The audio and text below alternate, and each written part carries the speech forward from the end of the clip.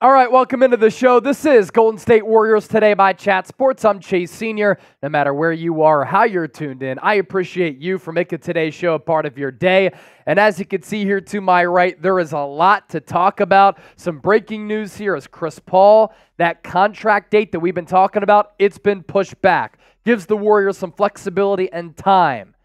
The Paul George rumors continue to stay hot. The Warriors want to offer PG-13 to max. More on that coming up here in just a moment. And we're going to take a look at some more teams interested in Klay Thompson with NBA free agency set to get underway on Sunday.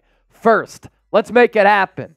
Our goal for today's video is to pick up 600 likes. We had a huge day on this channel yesterday. The Quentin Post draft video, 50,000 views. Lindy Waters trade video, 30,000 views. So we've had a great week. Let's keep it moving. If you want the Warriors to bring in a second star next to Steph, hit that thumbs up icon, like the video. That second star is not Chris Paul. That date has been moved back, though. Chris Paul and Golden State agreeing to extend the $30 million guarantee deadline to Sunday, June 30th, which is the start of NBA free agency at 5 o'clock Eastern, 2 o'clock Pacific. That's when players can verbally agree to deals. Here's what Adrian Wojnarowski had to say about this CP3 situation. Golden State, Chris Paul, intend to move back the date to guarantee the $30 million on his 2024-2025 contract to the start of free agency on Sunday.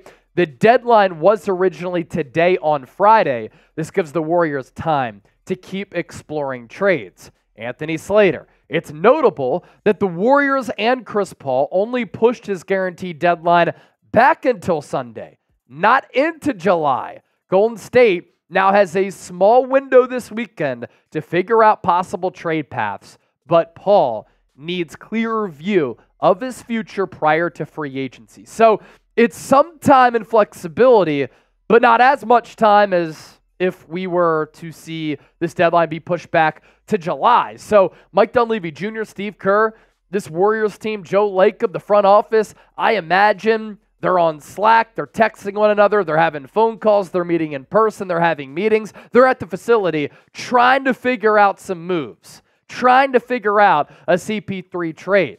And it's a slippery slope that the Warriors are embarking on here. Pushing that date back until Sunday could mean a trade is in talks. But Golden State now has 2 days to figure out a deal, and they might not be able to do that. So with that, I popped this question up. Will the Warriors find a trade for CP3 by Sunday? Y for yes, N for no. Let me know what you're thinking down below in the comment section right now.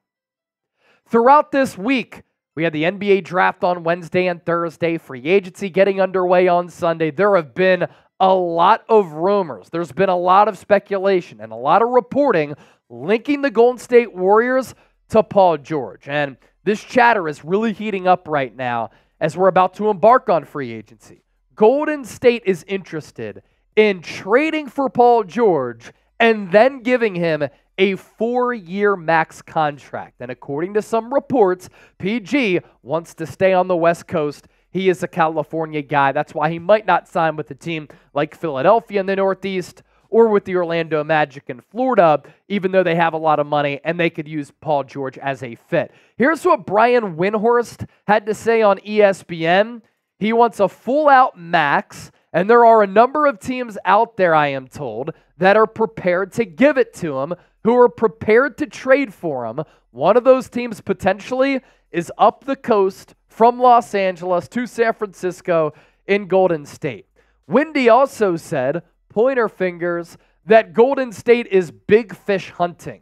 That's something that you should be excited about. That's something that I'm excited about because I want to see Golden State capitalize on Steph Curry being in his prime.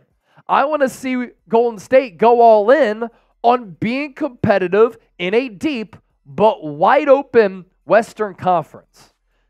Steph Curry is still playing at an extraordinarily elite level. But we saw this past year and the year before that, the team around him simply is not good enough for championship contention. Paul George, in the Warriors' eyes, could get them to that level. So for me, I want to see this team be competitive once again. I want to see Steph get ring number 5. Go get Paul George.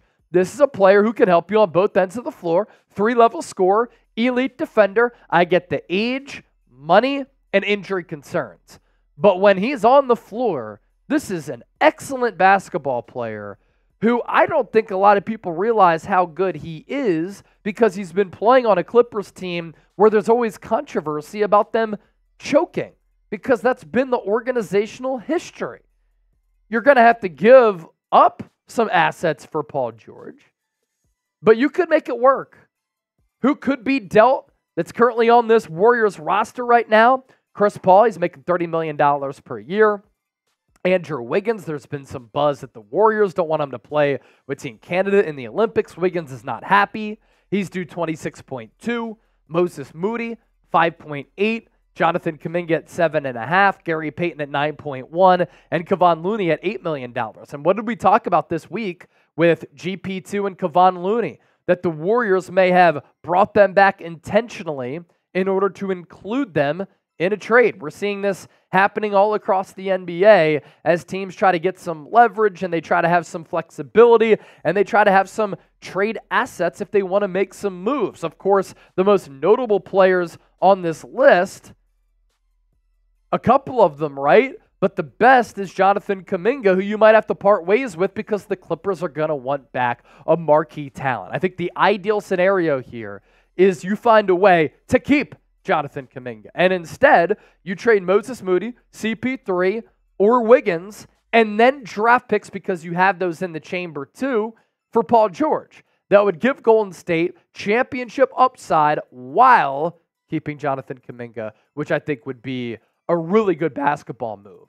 So I want to know, what would be your ideal Paul George trade package? Join the conversation down in the comment section. Put those GM hats on and let me know.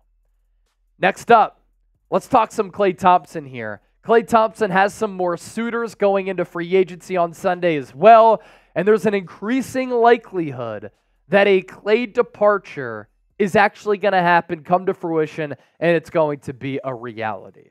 As for those teams interested in Klay, Philadelphia 76ers, they have $55 million in cap space. It can go north of 70 depending on who they retain, who they bring back, and who they sign.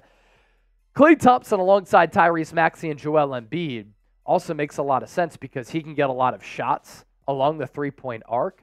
They could use that within that offense. They don't want somebody who's going to handle the basketball too much where possessions die because Embiid and Maxey handle the ball. And then Klay Thompson could still play defense a little bit. Here's what Anthony Slater of The Athletic had to say about Klay.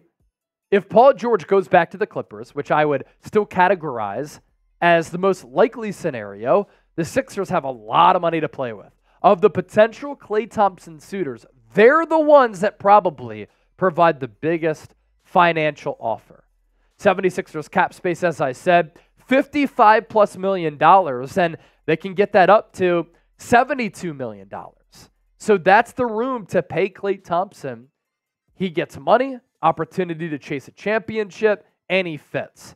Team number 2, a team that just made it to the NBA Finals. That's the Dallas Mavericks with Luka Doncic and Kyrie Irving. I think Klay going there would get so many open three-point looks playing with Kyrie Irving and Luka Doncic because they demand so much attention. And the Mavericks just traded away Tim Hardaway Jr., Mark Stein on the Klay front. League sources tell the Stein line that the Dallas Mavericks, with some newfound financial flexibility after securing the Tim Hardaway Jr. to Detroit trade that I wrote about on Tuesday, slight flex there from Stein, are another team intent on exploring the feasibility of signing Thompson once he makes it to free agency. The Mavs are over the cap right now, so this would have to be a sign-and trade where the Warriors would sign him to the deal that the Mavs want to pay him, and then they trade him away, but then the Warriors get some assets back. And could you interest Golden State, if you're Dallas, in Maxi Kleber, a big who can shoot, even though you just drafted Quentin Post, who's a 7-footer who can shoot. And then Josh Green is a player who I thought was going to be a bust to start his career. It's actually ended up being a solid rotation piece who, in Game 5 against the Celtics, was one of the only players for the Mavs who actually brought it and was hitting shots. And you look at the salaries here, that helps Dallas with some salary matching for Klay, depending on how much the Mavericks are willing to pay him. I think that would be a good fit, and Klay could get paid. And then how about this team? I don't think a lot of Warriors fans would like this because the Dubs could be competing with Denver, but it is the Nuggets. Anthony Slater, Sam Amick. If the Nuggets lose free agent to be Kentavious Caldwell-Pope, who has decided to decline his player option and enter the market, a league source said Denver has pegged Thompson as a possible replacement. I'm not sure how this gets done with Denver $75 million over the cap and not many sign-and-trade candidates on the roster, but when you have Jamal Murray and Nikola Jokic, and they demand attention on the offensive end of the floor. I mean, Klay Thompson is just going to be hanging out around the three-point arc. Yo, you give me the rock, bang, bang, Nugget gang, right? Tim Kawakami, I'm moving my odds on Klay Thompson re-signing with the Warriors below 50% for the first time, down to 48. I love the journalistic preciseness. The vibes on this are not tremendous. I think Klay ends up leaving. I think it's a tough day for Golden State and for him, but all good things come to an end. Where does Klay Thompson sign in NBA free agency? What is your prediction for where he goes? Warriors, another team? As you venture down there to the comment section, don't forget to hit that subscribe button here for daily and year-round coverage of the Dubs. The channel has been humming, so let's keep it going.